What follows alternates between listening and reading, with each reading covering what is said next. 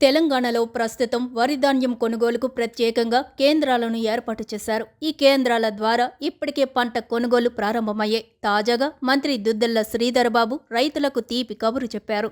గతంలో వరి ధాన్యానికి మద్దతు ధరతో పాటు రూ. 500 బోనస్ ఇస్తామని ప్రకటించగా బోనస్ అంశంపై కీలక ప్రకటన చేశారు. వరి ధాన్యానికి రూ. 500 బోనస్పై విధి విధానాలు రూపొందిస్తున్నామని తెలిపారు. త్వరలోనే రైతులకు బోనస్ ఇస్తామని చెప్పారు. ఎన్నికల్లో భాగంగా ఇచ్చిన 6 గ్యారంటీలన్నీ అమలు చేస్తామని స్పష్టం చేశారు.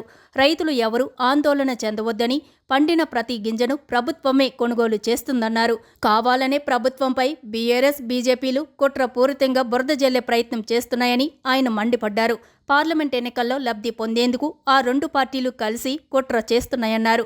ఎవరెన్ని కుట్రలు చేసినా రాష్ట్రంలో 12 సీట్లలో తాము జెండా ఎగరవేయబోతున్నామని ఆయన ధీమా వ్యక్తం చేశారు. కాగా రైతులను మోసం చేసే మిల్లర్లపై కఠినంగా వ్యవహరించాలని సీఎం రేవంత్ ఇప్పటికే అధికారులకు ఆదేశాలు జారీ చేశారు. మార్కెట్ యార్డుల్లో తక్కువ ధరకు ధాన్యం కొనుగోలు చేసే మిల్లర్ల, ట్రేడర్ల ట్రేడ్ లైసెన్సులు రద్దు చేస్తున్నట్లు వెల్లడించారు. అలాంటి వారిని బ్లాక్ లిస్టులో పెట్టాలన్నారు.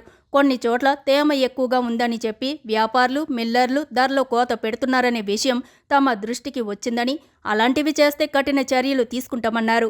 ధాన్యానికి కనీస మద్దతు ధర అమలయ్యేలా చూడాలని, రైతుల నుంచి వచ్చే ఫిర్యాదులను ఎప్పటికప్పుడే పరిష్కరించాలని అధికారులను ఆదేశించారు.